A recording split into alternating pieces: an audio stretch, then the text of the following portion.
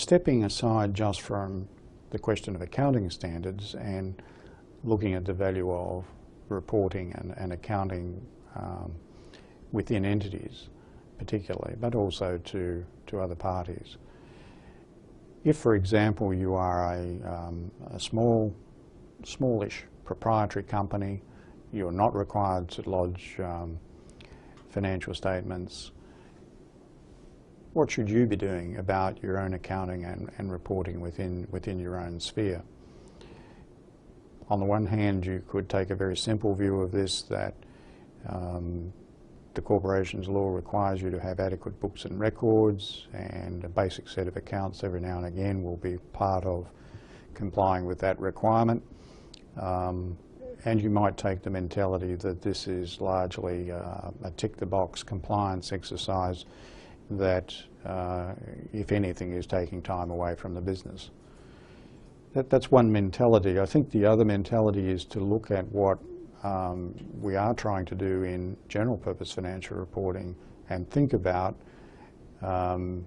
what can be learned from that and how useful it might be within a business.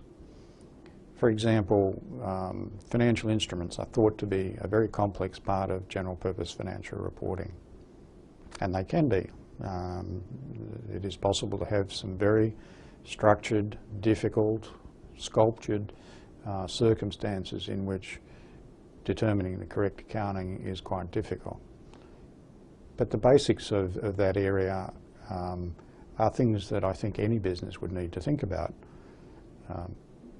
Every business will have financial instruments of some sort. They'll have receivables or payables, which are plain vanilla financial assets and liabilities, and the accounting for those is no different than you would be familiar with from the viewpoint of your mortgage on your own house. So there's nothing particularly complicated there.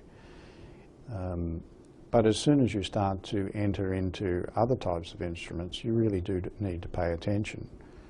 There is nothing to stop a small business actually holding almost inadvertently a derivative that could spell the end of the business.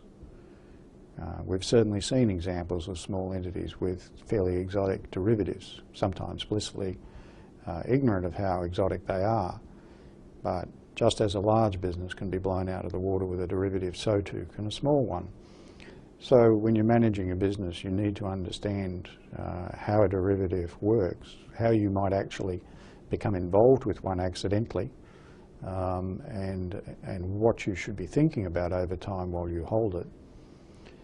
When I say you can have these accidentally, one of the most common sources of derivatives are to be found in the small print of contracts, either for goods and services sold, or for financings received, or in the context of maybe acquiring another business. Quite often those sorts of clauses that constitute derivatives are actually sewn in by lawyers just to cover off on some unlikely prospects, and therefore they're not paid much attention.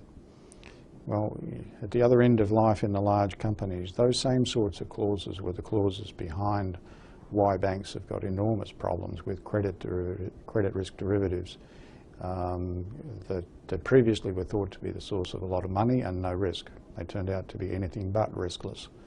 So there is something to be learned even at the most complex end of life. The broad message that I would give to you is, no matter how arcane accounting standards might seem to be to you, they are being driven by a desire to reveal the economics of a business. So if you're not broadly following the thoughts that are in those requirements when you're thinking about your own informational needs, implicitly you're ignoring some aspect of the economics of your business. Is that good management, would be the question. It doesn't mean you have to go to all the ends of proper disclosure for outside parties, external users, but nevertheless the decisions you're making should be based on information that is relevant to you. And there will not be too many parts of the core of individual accounting standards that are not relevant to that thinking.